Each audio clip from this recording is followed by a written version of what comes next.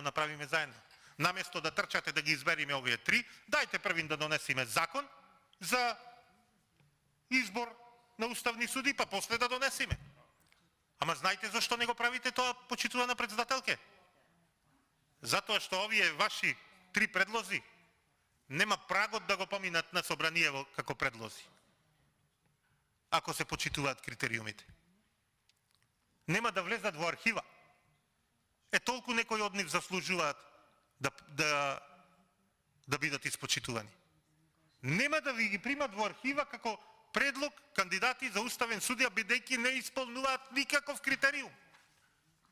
Ниту еден критериум не исполнуваат. Какви научни трудови, какви научни толкувања, симпозиуми, што имаат постигнат овие луѓе во правосудството? Ништо, нула. И како ќе гласи тој закон, ако сакате вие преку закон да провнувате вакви партиски кадри послушници? Дајте да донесеме квалитетен закон. Бидејќи Уставниот суд не само што е заштитник на уставниот поредок, туку треба да биде двигател на реформата, на правната култура и водич на редовното судство во толкувањето на уставните вредности. Треба да покажи независност. Независноста на уставното судство е правно кредо што мора да го почитуваат партиите кога предлагаат кандидати за уставни судии, а не да не го прават ова. Масакр на правниот поредок. Малце ви беше тоа што го отворивте како пупка со овој вашиот реформатор на судството и раководител на телото за судски реформи од Струмица, поточно од Муртина, па сега продолжувате, бидејќи е така убаво како пупка отворено, па ќе му правиме што сакаме и ќе си гласаме вакви предлози овде со молчење, кои, како што кажав, во една вистински правно регулирана игра, каде што ќе важат вистински критериуми, прагот од собранието нема да го поминат за предлози. Нема да се доближат до паркингот. Ќе му биде страм некој да ги донеси како предлози, а не овде со месеци да ги зборуваме, па уште не прифативте да дојдат барем и да се представат, да кажат два збора. Зошто прифатиле да бидат уставни судии? Што би направиле како уставни судии? Што направиле до сега во својата кариера да бидат уставни судии?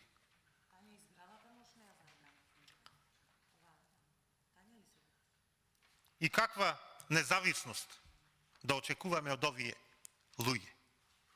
Кога во старт се зависти, кога човек кој не ни помислил, насон не му дошло дека може да биде нешто, ти го клаваш да биде уставен судија, и сега од него да очекуваме да биде независен при донесувањето на одлуките. Па добар ден дали речи на некој, ќе се јавува во Струмица да праша да му кажам новај добар ден. Така ви работат и судиите, и обвинителите, па и овие за уставни судии. А за нив, како уставни судии, знаете што треба? Не треба да има ни трага од сомнеш.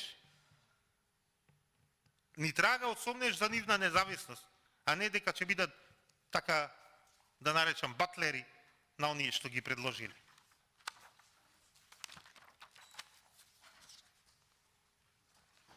Јајде, еве ако целиот проблем во изборот на уставни судии се наоѓа во непрецизираната уставна одредба дека судиите ги избира собранието од редот на истакнати правници, го изназборував денес ова истакнати правници, па ајде да донесеме закон. Се додека не се донесе посебен закон што ќе го регулира ова прашање, секој избор понатаму, не само на овие тројца, секој избор на уставни судии ќе се проблематизира и ќе се спинува. Пред се од политичарите и на власта и на опозицијата. Секогаш има некој што ќе биде задоволен и некој што нема да биде задоволен. Но проблемот денеска е што за предлог кандидативе ќе биде задоволен еден или двајца, по негова нарачка ќе го спроведете вие како председател на комисија да дојде до кревање раче постапка, па после да појде на седница, таму пак со молчење, колку е 3 дена, 5 дена, ние ќе се зборуваме, претениците од опозицијата, вие ќе си молчите и ќе се крени рака и ќе избериме многу квалитетни уставни суди, што ќе бидат независни, ќе го бранат уставот на државата. И знаете што ќе биде на крајот со вакви решенија? Секоја лоша приказна, секој лош сон, на крајот завршува, знаете како? И на крајот, ко се разбудил, отскријан и настинат од сонов. Само тоа.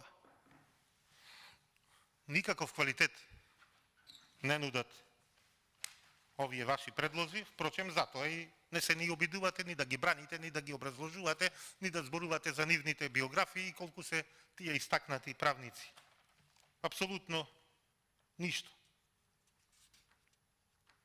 Важно ви е да се узберат послушнициве, кажани се, напишани на ливче, тефтерче нека биди.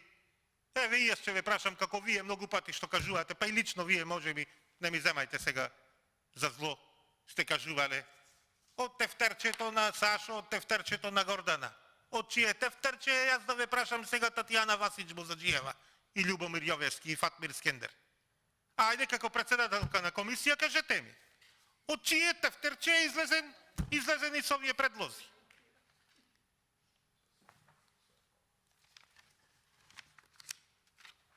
Туку така не се. Не се според квалитет, то утврдивме. То кажавме.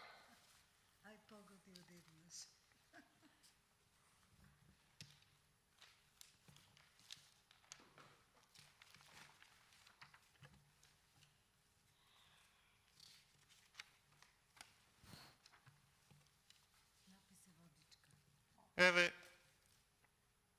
уште нешто околу ова критериумиве и изборов на уставни суди.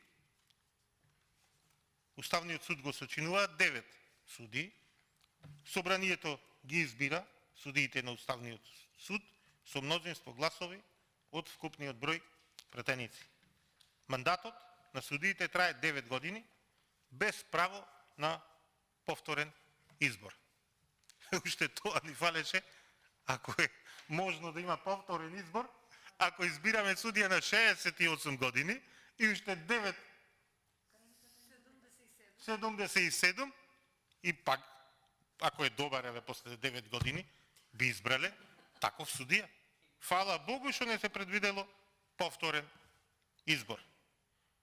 Уставниот суд вели избира председател од своите редови за време од 3 години и без право на повторен избор. Судиите на Уставниот суд се избираат и повторно волшебнава реченица критериум од редот на истакнати правници.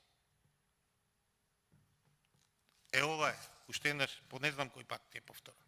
Токму ова непрецизност.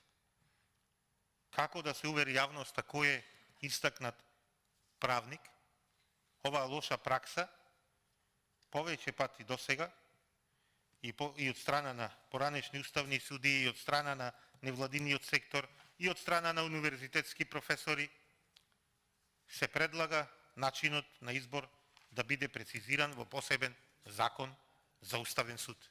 И драго ми е, се радувам, ми е мило, што почитувана председателка и вие се сложувате за вакво нешто, но ќе го изразам своето незадоволство, зошто наместо денеска овде да разговараме за нов ваков квалитетен закон кој прецизно ќе ги утврди критериумите за избор на уставни суди, вие ни нудите едно ливче со тројца, со 3 имиња, кои некој сака да му ги изгласате да бидат уставни суди. Ваквиот избор укажува на изборни суди, укажува недвосмислено само на едно нешто. Крајна политизираност. Крајна политизираност.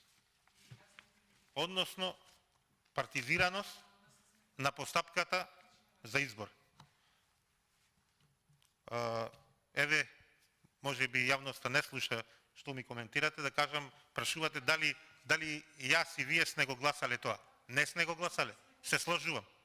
Но можевме да направиме и денеска да не гласаме, да носиме дупла штета, да речиме како пратеници Петар и Марија од опозиција и од власт, заеднички поднесуваат закон за уставни суди, нов закон за уставни суди, наместо вие довдека насила на мускули да истерувате една нетранспарентна постапка за избор на нови суди. Тоа можевме и мислам дека ќе се сложите. Но зошто не го правиме? Зошто не вие сега? Јас не ви се обраќам вас како председател на комисија, туку на мнозинството. Зошто нема политичка волја? Зошто нема политичка волја да се утврдат прецизно критериумите за да избериме квалитетни кадровски решенија на секоја позиција? И за понатаму довербата на граѓаните да биде многу поголема од овие 8%. За оценката на собранието, работата на собранието и ние како пратеници да не биде 5,5 од 1 до 10.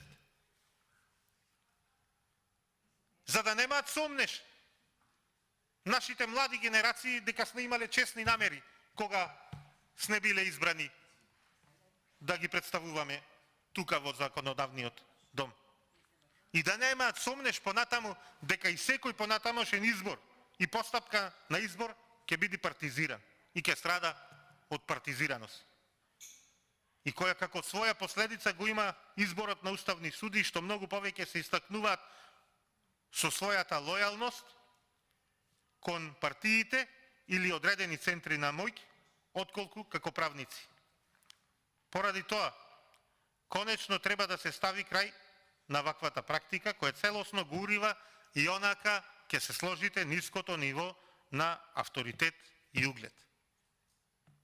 Целосно ниското ниво. И ќе се вратам повторно на почетокот од мојот говор, почитувани колеги. Ова е тоа што ги брка младите од Република Македонија.